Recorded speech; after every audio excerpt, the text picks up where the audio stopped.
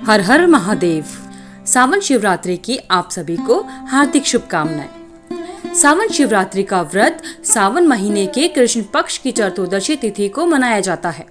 कहा जाता है कि इस दिन भगवान शिव की व्रत कथा का पठन एवं श्रवण करने से व्यक्ति के सभी कष्ट दूर हो जाते हैं। सावन शिवरात्रि व्रत का सनातन धर्म में विशेष महत्व माना जाता है। हिंदू पंचांग के अनुसार सावन माह में शिवरात्रि का व्रत शुक्रवार को यानी आज 2 अगस्त को रखा जा रहा है।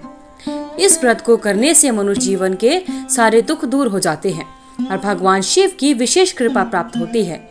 इस दिन भगवान शिव विधि विधान से पूजा करने के बाद में श्रावण शिवरात्रि की व्रत कथा को सुनना एवं पढ़ना आवश्यक होता है।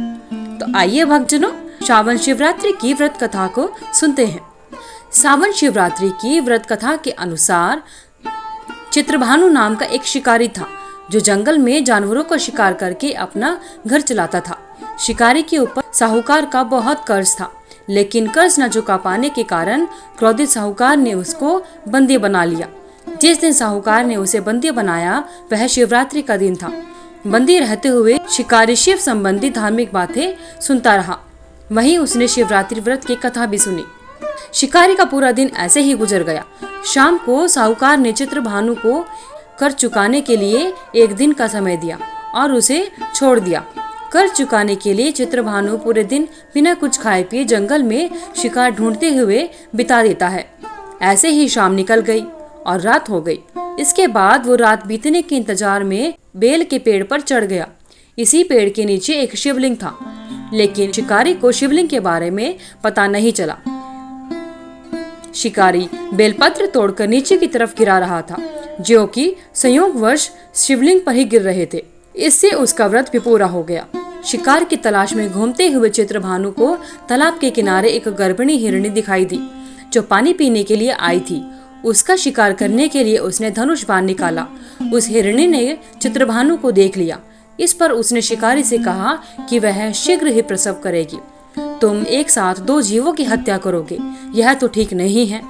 हिरणी ने शिकारी से वादा किया कि उसकी संतान इस दुनिया में आ जाएगी, तब वह खुद आएगी, तब वह उसका शिकार कर ले, लेकिन अभी उसे जाने दे।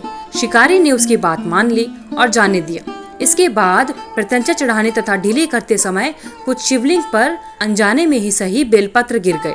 ऐसे में चित्रभानु से अनजाने शिव की प्रथम पहर का पूजन भी हो गया। कुछ समय बीता। शिकारी को एक और हिरणी दिखी जो वहां से जा रही थी। उसे देखकर शिकारी बहुत खुश हुआ और शिकार करने के लिए तैयार हो गया। हिरणी ने उससे निवेदन किया कि वह अपने प्रिय को ढूंढ रही है और जैसे ही मुझे मेरा पति मिल जाएगा मैं वैसे ही तुम्हारे पास आ जाऊंगी। यह सुनकर शिकारी ने उसे भी जाने दिया, लेकिन वो बहुत चिंतित था। रात का आखिरी पहर बीतने को था। इस प्रकार चित्रभानु से बेलपत्र टूट टूट कर शिवलिंग पर गिरते गए। इससे दूसरे पहर की पूजा भी संपन्न हुई। इसके बाद उसे एक और हिरणी दिखाई दी। वो भी वहीं से जा रही थी। उसने उस हिरणी के शिकार का निर्णय ले लिया। उस हिरणी ने शिकारी से कहा कि मेरे बच्चे मेरे साथ हैं, मैं इन बच्चों को इनके पिता के पास छोड़कर आती हूँ। इस समय मुझे जाने दो। शिकारी ने कहा कि वो इससे पहले भी 2 बार हिरनियों को छोड़ चुका है, वह इस बार इस हिरणी को नहीं छोड़ेगा। इस पर हिरणी ने कहा कि वो उसका विश्वास करे। मैं लौटने की प्रतिज्ञा लेती हूँ। इन सब में शिकारी की शिवरात्रि की पूजा भी संपन्न हो गई और सुबह भी हो चुकी थी। उपवास भी हो गया और पूजा भी हो गई थी। अब शिकारी को एक हिरण दिखा। उसने निश्चय किया कि वो उसका शिकार अवश्य करेगा। चित्रभानु ने प्रत्यंचा चढ़ा ली। इस पर हिरण ने कहा कि अगर उससे पहले आने वाली 3 हिरणियों और उनके बच्चों का उसने शिकार किया हो तो उसका भी शिकार कर ले, जिससे उसे उनके वियोग में दुखी न होना पड़े। लेकिन अगर उन्हें जीवन दान दिया है तो वह उसे भी छोड़ दे। जब वह उन सभी से मिलेगा तो वापस आ जाएगा। यह सुनकर शिकारी ने उस हिरण को रात भर का घटनाक्रम बता दिया। तब हिरण ने कहा कि वो 3 हिरनियां उसी की पत्नी हैं। हिरण ने शिकारी से कहा कि जिस तरह से 3 हिरनियां प्रतिज्ञाबद्ध होकर यहाँ से गई हैं, अगर उसकी मृत्यु हो जाती है तो वो धर्म का पालन नहीं कर पाएंगी। हिरण ने कहा कि जिस तरह उसने विश्वास कर हिरनियों को जाने दिया, उसी तरह उसे भी जाने दे। वह जल्दी ही पूरे परिवार के साथ में शिकारी के सामने वापस आएगा। चित्रभानु ने उस पर भी विश्वास किया और उसे भी जाने दिया। उसका मन निर्मल हो चुका था। क्योंकि शिवरात्रि का व्रत पूरा हो चुका था। उसके अंदर भक्ति की भावना आ चुकी थी। कुछ ही समय के बाद में वो हिरण अपने परिवार के साथ शिकारी के सामने हाजिर हो गया। उनकी सत्यता, सात्विकता और प्रेम भावना देखकर शिकारी को बेहद आत्मग्लानि हुई। इस भाव में उसने जीवों को जीवन दान दे दिया।